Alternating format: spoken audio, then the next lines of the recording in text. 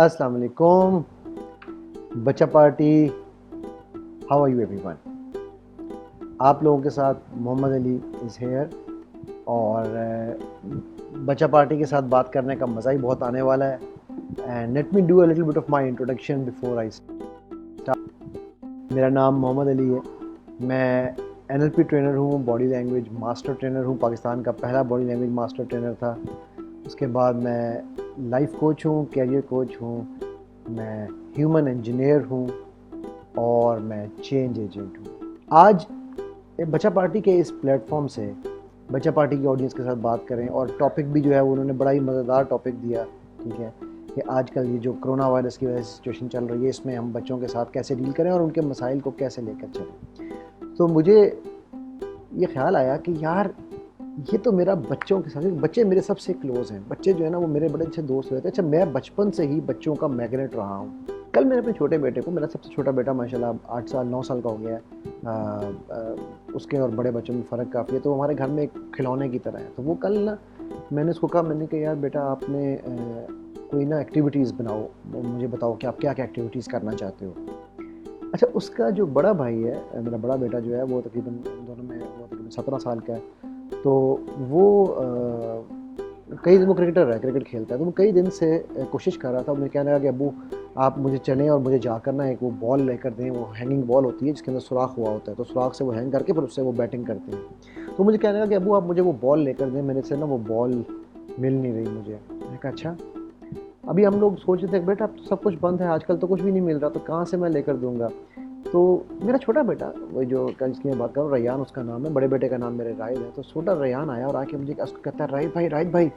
उसने कहा जी। कहा राहिद भाई मेरे पास सोल्यूशन मिल गया आपके मसले का। मैंने कहा अच्छा। उसने कहा वो कैसे। कहता आओ मेरे साथ। अब देखिए बच्चे माशाल्लाह कितने इंटेलिजेंट क्लेवर हैं and they really know how to spend their time. उसने क्या किया, उसने एक पुरानी जो हाफ सॉक्स नहीं होती जो नीचे जो आजकल जो ट्रेंड आया हुआ है छोटी सॉक्स का, उसने वो एक पुरानी छोटी सॉक ली और उस सॉक्स को उसने लेने के बाद उसके अंदर उसने डाली बॉल। और बॉल डाल के उसने उसके अंदर वो उसे क्या कहते हैं, रस्सी के साथ उसको बांध दिया। और रस्सी से बांधने के बाद उसको उसने स्टेयर केस के साथ यूं हैंग कर दिया। अच्छा, अब वो जब स्टेयर केस से उसने हैंग किया, बड़ा मज़ेदार वाक़या। तो बेटे को मेरे बेटा मेरा ना वो लगा हुआ रायद के, यार रैयान इससे क्या होगा। कहता है रायद भाई आओ तो सही। गया उसने, रायद ने जब से बैटिंग की, खेलना शुरू किया, रायद ने कहा कमाल हो गया। मुझे कहता है अब्बू Rayan is a genius, Rayan ने तो इतना ज़बरदस्त काम कर दिया, रैयान ने तो मेरी ज़िंदगी आसान कर दी, रैयान ने तो ये कर दिया, रैयान ने तो वो, तो रैयान रैयान रैयान तारीफ़ें शुरू हो गई। मैंने रैयान को देखा, फिर जैसे रैयान ने एक नहीं फिर दो बॉलें बनाई। सो एक तो ये कि उसने चीपेस्ट सोल्यूशन बगैर बॉल को सुराख किए हुए उसका उसने ये हल निकाला कि वो क्रिकेटर्स जो हैं वो माशाल्लाह उसको खेल सकते हैं। दूसरा, उसने अपने भाई का एक फ्रस्ट्रेशन, एक भाई का एक मसला हल किया। तीसरा, आप ये देखें कि just because I gave him the opportunity and he knew that he has the opportunity to think and create, so he went on and he created something which is literally a stroke of a genius. मतलब उसने कुछ नहीं से एक पूरा foot cricket खेलने के लिए एक पूरे का पूरा उसने सिस्टम बना के सामने रख लिया। और अब माशाल्लाह वो दोनों भाई, उन्होंने दो बॉलें हैंग कर ली हैं, एक ने दरख्त, छोटे ने दरख्त के साथ हैंग की हुई है, बड़े ने स्टेज के साथ हैंग की है। दोनों सुबह से जो है ना वो क्रिकेट खेली जा रहे हैं, मतलब अपने टाइम के मुताबिक जब वो उसमें करती है। अच्छा, मैं यहाँ पर एक बात बताता चलूँ, बच्चों के मामले में हम लोग जो एक बहुत बड़ी गलती करते हैं, हम उनको रॉन्ग लेबलिंग करते हैं। हम आमतौर पर बच्चों को लेबल दे रहे, मेरा बच्चा जो है ना वो बड़ा ये, मेरा बच्चा बड़ा वो। भाई मेरा जो बच्चा है और आपका जो बच्चा है वो अल्लाह सुब्हानहू ताला की उनमें रूह फूंकी गई है और वो बड़े खूबसूरत हैं। और वो बच्चे वो हैं कि उन बच्चों को हमें फूलों की तरह रखना चाहिए। वो बच्चे वो हैं कि उनको हमें दिल से लगा के रखना चाहिए। उस बच्चे को आपने अगर लेबल कुछ कहना ही है तो यार कभी कभी शरारत कर लेता, अगर कहना ही है। और शरारतें तो हेल्दी होती हैं, राइट, आपने भी अपने बचपन में की होंगी, इसीलिए तो बच्चा पार्टी में देख रहे हैं आप ये सब कुछ।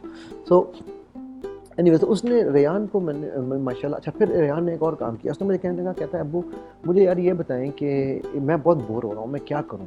मैं ना ये छुट्टियाँ लंबी हो गई हैं, वैसे मुझे खुशी है कि स्कूल बंद है, ठीक है, लेकिन मैं बोर बहुत हो रहा हूँ, मैं क्या करूँ।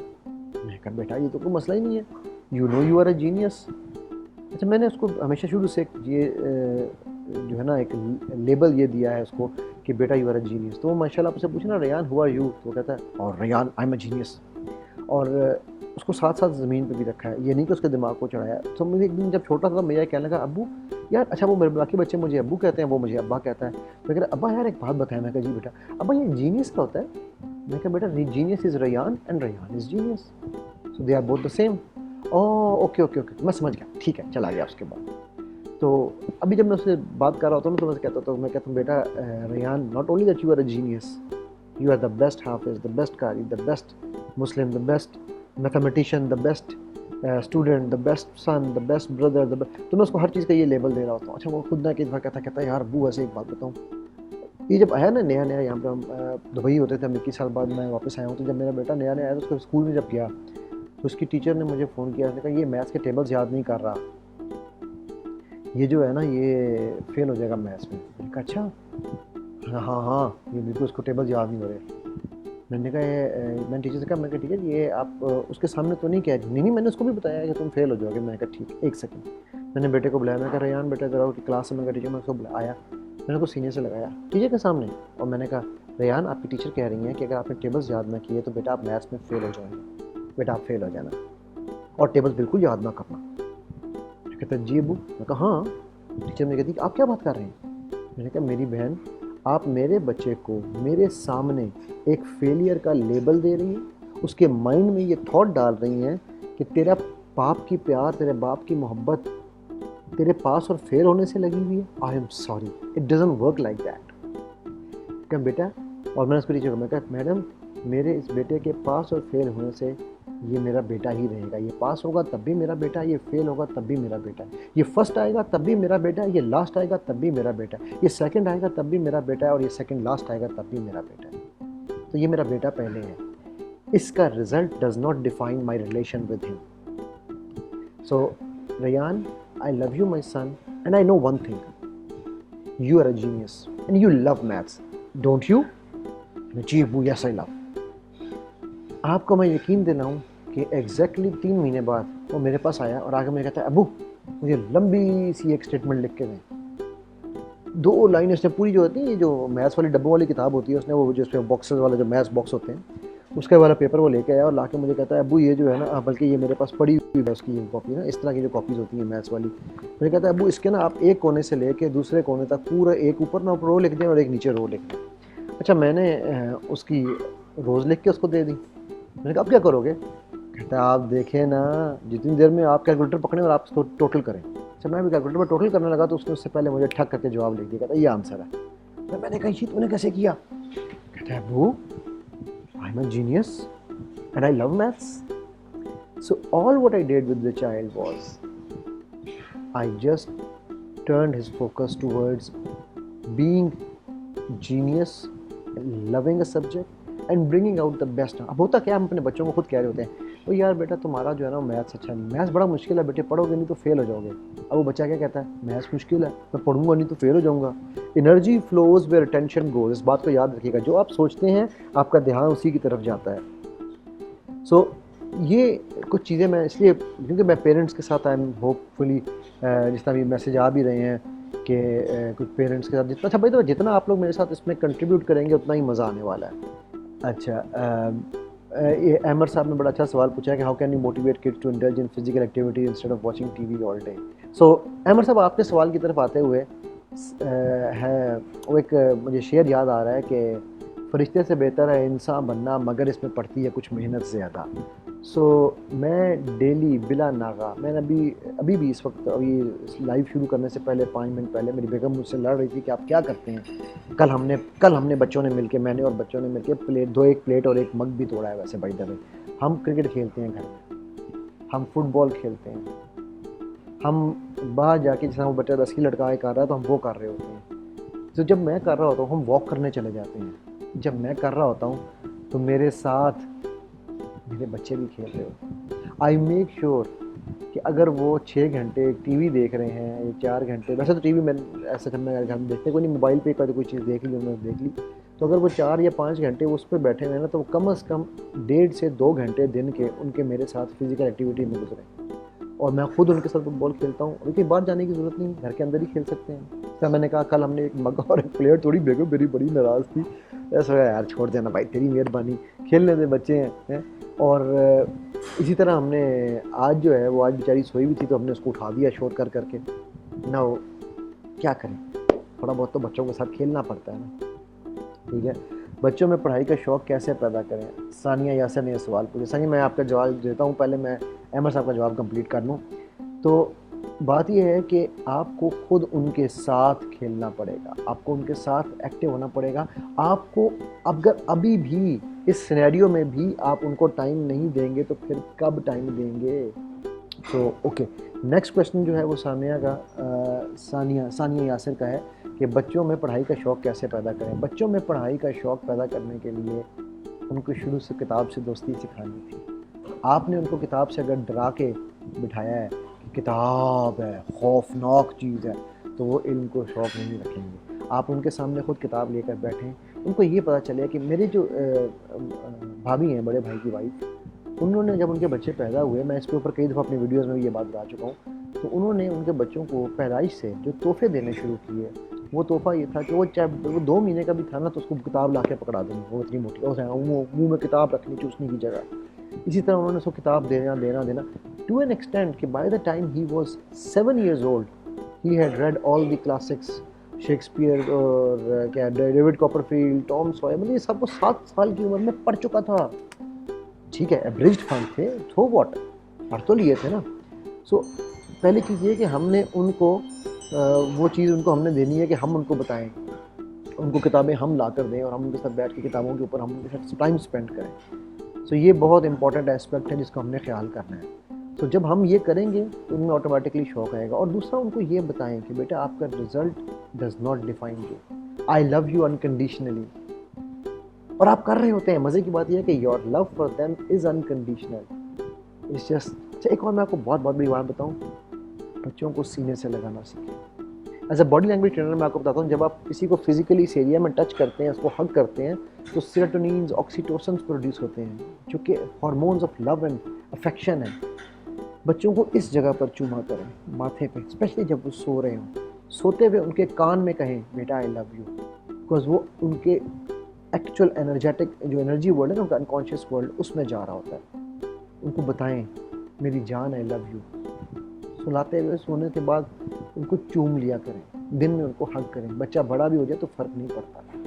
मैं अपने बेटे के साथ अभी नमाज़ पढ़ के हम हटे, तो नमाज़ के बाद मैं नीचे लेट गया, अगर जा नमाज़ पे, मैंने कहा यार मेरे बाजू पे लेट गया। वाकई मेरा बड़ा बेटा मतलब 17 साल का, वो लेट गया। ठीक है, सो इसमें हमें शर्माना नहीं है, ये हमारे करने के काम है। आगे चलते हैं जी। एक सवाल है, मेरी बेटी भी हाफिज़ा बन रही है, बट उसको पढ़ने का शौक़ बिल्कुल भी नहीं, बहुत मुश्किल से बैठती है वो पढ़ने।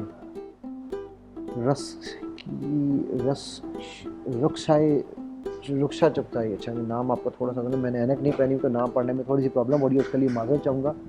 देखें, बात फिर वहीं पे आगे ख़त्म होती है कि आपकी बच्ची अगर वो पढ़ने में इंटरेस्ट नहीं ले रही, आप अगर ये कह रहे हैं कि जी बच्चे पढ़ाई में इंटरेस्ट नहीं ले रही, वो हिफ्स में कर रही है और उसमें इंटरेस्ट नहीं ले रही, तो आप सोचिएगा कि बात फिर वही है कि वो कर क्या रही है। ठीक है, कि आप उसके साथ क्या कुरान से उसकी दोस्ती करा रहे हैं या नहीं करा रहे। ठीक है, नंबर 1। नंबर 2, क्या आपने उसके लिए पढ़ाई और कुरान को हवा बनाया हुआ है। नंबर 3, क्या आप उसके साथ टाइम स्पेंड कर रहे हैं या नहीं।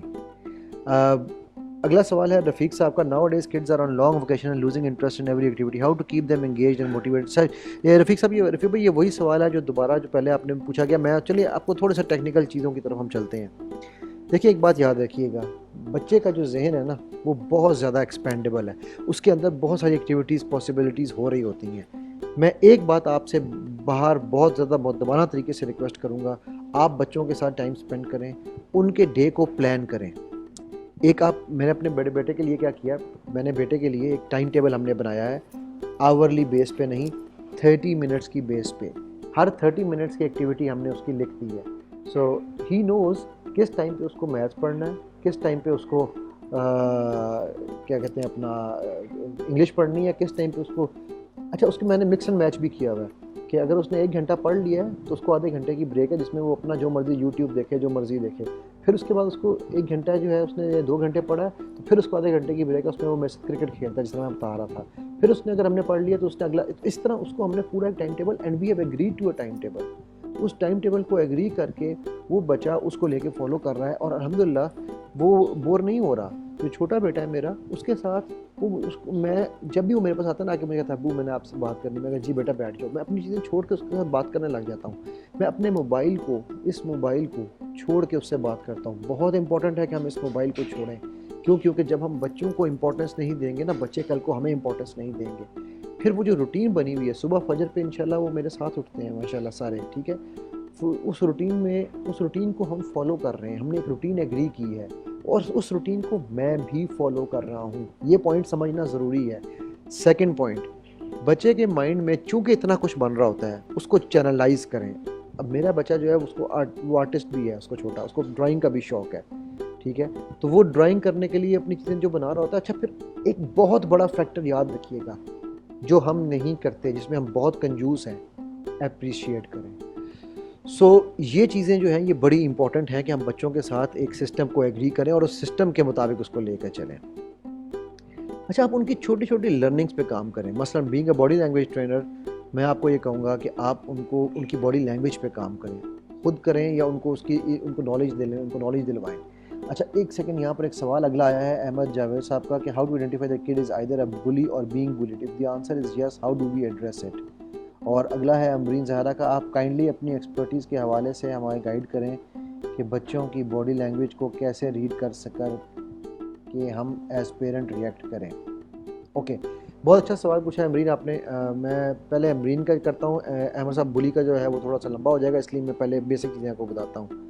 चलिए देखते हैं, छोटी छोटी चीज़ें हम बॉडी लैंग्वेज ही करके देखते हैं। आपने बच्चे को कहा बेटा तुम जाओ जाके बैठ के अपना पढ़ो। अब बच्चे ने आपको, मेरी फेस को आप लोग देखिएगा और इसको ऑब्जर्व कीजिएगा, बच्चे ने आपको यूँ रिएक्शन दिया, पढ़ना है।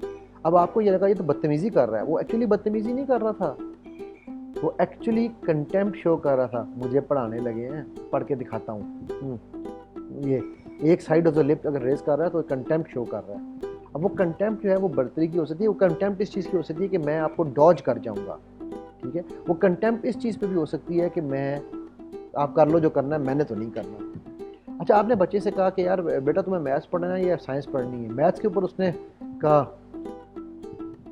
अब ये उसने जो किया, ये इसको डिस्गस्ट कहते हैं बॉडी लैंग्वेज की ज़बान में, माइक्रो एक्सप्रेशंस के अंदर। उसने आपको डिस्गस्ट का माइक्रो एक्सप्रेशन दिखाया और आपने उसको जो लेट्स से इंग्लिश कहा था, इंग्लिश में उसने हैप्पीनेस दिखाई, हल्का सा ये दोनों लिप्स इकट्ठे उठाए, ये हैप्पीनेस का है। तो जैसे उसने आपको हैप्पीनेस दिखाई थी, लेकिन आप चूँकि उसको मैथ्स पढ़ाना चाहते थे उस वक्त, या चाहती थी, तो आपने उससे कह दिया आओ मैथ्स पढ़ें, तो बच्चे का मोटिवेशन लेवल एकदम नीचे हो गया। अब आपने पढ़ाने दोनों सब्जेक्ट हैं, ये बात मेरी याद रखिएगा, लेकिन उस वक्त में आपने उसको प्रायोरिटाइज जब करना है, उस वक्त में जब आपने उसको समझना, तो आपने ये चीज़ को देखना है। अच्छा, फिर उसके बाद बच्चा अगर ड्रूप शोल्डर्स नीचे झुका के, गर्दन नीचे रख के अगर इस तरह ज़्यादा बैठ रहा है, चल रहा है, तो उसकी ये बॉडी को ऊपर अपलिफ्ट करवाएं। ये अपनी भी करें, उसकी भी करवाएं, बिकॉज जब बॉडी ड्रूप होती है तो वो नेगेटिव हार्मोन प्रोडक्शन करती है, जिसे कॉर्टिजोल कहते हैं, और जैसे ही बॉडी ऊपर आती है वो ऑटोमेटिकली पॉजिटिव हार्मोन प्रोडक्शन शुरू कर देती है। तो आप उस बच्चे की भी बॉडी प्रोडक्शन, जब बच्चा डाउन फील कर रहा है, डल फील कर रहा है, उसकी बॉडी की प्रोडक्शन को ऊपर लेकर आएँ, ताकि उसकी बॉडी ऊपर को पुल होगी तो उसके अंदर पॉजिटिव हार्मोन्स प्रोड्यूस हो रहे होंगे, ठीक है। फिर इसके बाद एक और चीज़ है, एक बात याद रखिएगा, बच्चे चाहे जैसे मर्जी हों, उनके फेशियल एक्सप्रेशंस बहुत अयां होते हैं और नुमायाँ होते हैं, और वो आपके फेशियल एक्सप्रेशंस भी बहुत अच्छी तरह पढ़ रहे होते हैं। तो आप जब बच्चों से बात करें तो आप अपने गुस्से को, एक बात याद रखिएगा, पेरेंट्स एक चीज़ भूल जाते हैं कि being firm and being angry are two different things. So you can be firm and you should be firm, but you should not be angry, never be angry. अब जब बच्चे को आप अपनी तरफ से कोशिश भी कर रहे होंगे ना कि मैं कंट्रोल कर रही हूँ या कर रहा हूँ, बेटा समझ गया है कि वो बात क्या हो रही है। तो आप अपने भी एक्सप्रेशंस और इमोशंस को कंट्रोल करें। एक बात मेरी याद रखिएगा, बच्चा मेरे और आपसे ज़्यादा अक्लमंद है, वो साइकोलॉजिस्ट है मेरे से आपसे बड़ा, वो आपको मुझसे और मुझको आपसे ज़्यादा रीड अच्छा कर लेता है। So mind your own expressions first. अच्छा, coming to the question by Ahmad के जी, इन्होंने पूछा है कि बच्चा इज आइदर अ बुली और बीइंग बुलीड। अहमद, ये दो डिफरेंट चीज़ें हैं, आइदर अ बुली और being bullied, they are totally two different things. If child is a bully, you know it at home. वो बहन भाइयों का क्या रवैया है, वो हर एक को तंग करता है, ये नहीं करता, वो उसकी क्या। और अगर बीइंग बुलिड है तो उसमें तो बहुत ही ज़्यादा, अगर बच्चा आपका जो है वो गुमसुम हो, और बच्चा आपका जो है वो अपना टाइम अकेले में स्पेंड करना चाह रहा है, वो बच्चा आपके साथ खुलते नहीं कर रहा, तो इसके लिए मेरा आपको ये बड़ा मशवरा है कि आप सबसे पहले इस बच्चे को ये कॉन्फिडेंस दें कि उसको जो भी बात हो वो आके आपसे कर ले, उसको किसी और के पास ना जाना पड़े, ठीक है। सेकेंडली, जो अगर वो बुली है तो you, that is a sign of alarm for you. It means he was not born like that. You have done something that he has learnt, and he has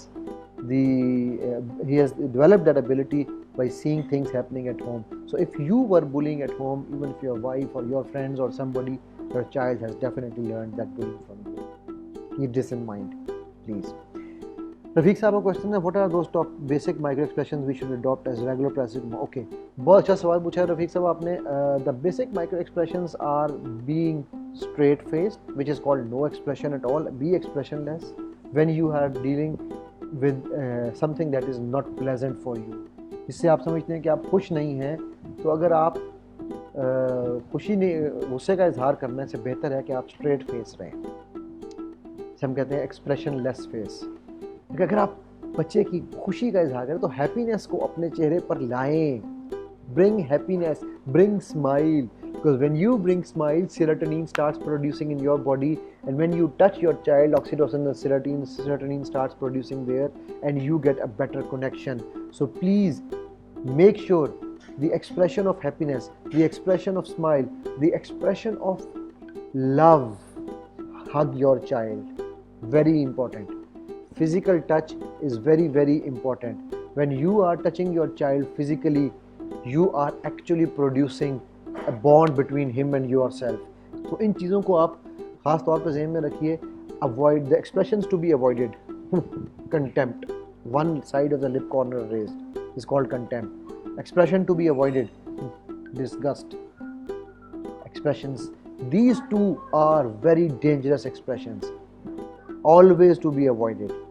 and anger दिखाएं, लेकिन याद रखिएगा anger दिखाने से ज़्यादा जो बेहतर चीज़ है वो ये है कि आप एक्सप्रेशन लेस रहें। जितना आप एक्सप्रेशन कम दिखाएंगे उतना आपके लिए आसान होगा बच्चे को जो है वो कंट्रोल में लाना, बिकॉज बच्चा समझ जाएगा, बच्चा कंफ्यूज्ड होगा। जब बच्चा कंफ्यूज्ड होगा उसको ये नहीं पता कि आप गुस्से में हैं या आप प्यार में हैं या आप किस सिनेरियो में हैं। जब उसको ये नहीं पता तो वो कन्फ्यूजन के अंदर कई दफ़ा वो काम कर जाएगा जो आप करवाना चाहते हैं। फिर एक और बहुत बड़ा हथियार है जो आपके पास है, जो आपके बच्चों के पास भी है, खामोशी। कई दफ़ा खामोशी इख्तियार करना सबसे अच्छा एक्सप्रेशन है। मेरा ख्याल है ये कुछ चंद टिप्स एंड टेक्निक्स थी जो मैं आपके साथ शेयर की। आपका फीडबैक बहुत इंपॉर्टेंट है और मज़ा आएगा आप लोगों के फीडबैक को देख के भी इंशाल्लाह। मैं ये चाहूँगा कि रिपीट कर देता हूँ, समराइज़ कर देता हूँ जो हमने डिस्कशन की, कि आप अपने बच्चों के लिए नंबर 1 आप उनके लिए एक रूटीन डेवलप करें, एक टाइम टेबल बनाएं, ख़ुद उस टाइम टेबल को फॉलो करें, उनके साथ बैठ के फॉलो कराएं, ख़ुद उनके साथ स्पोर्ट्स की या फिज़िकल एक्टिविटीज़ में ख़ुद इन्वॉल्व हों। ये नहीं कि जाओ बेटे जाके खेल लो, खुद खेलें और अपने एक्सप्रेशंस के अंदर स्माइल को और फिज़िकल टच को बच्चों के साथ ज़्यादा लेकर आएँ। और इंशाल्लाह इसके साथ साथ जो है वो अल्लाह ताला हम सब के लिए आसानियाँ करेगा। तो ठीक है जी, ख़वातीन हज़रात, इसके साथ ही मैं आपसे इजाज़त लेता हूँ और अपने टाइम को एंजॉय कीजिएगा। अल्लाह ताला हम सब का हामी नासिर हो। एक बात मेरी याद रखिएगा, एक रिक्वेस्ट जाते जाते ज़रूर करूँगा कि ये कोरोना जो है ये हमसे बड़ा नहीं है। इसको बच्चों के लिए ना खुद हवा बनाएं ना बच्चों के लिए हवा बनने दें। बचाएं, एहतियाती तदाबीर करें, लेकिन खौफ ना फैलाइएगा। बच्चों को अपने को प्यार कीजिएगा, अपना और अपने गिरदो नवा में सबका ख्याल रखिएगा। अल्लाह ताला हम सब का हामी नासिर हो। आपसे इजाज़त लेता हूँ। अस्सलाम वालेकुम वरहमतुल्लाहि वबरकातुहू।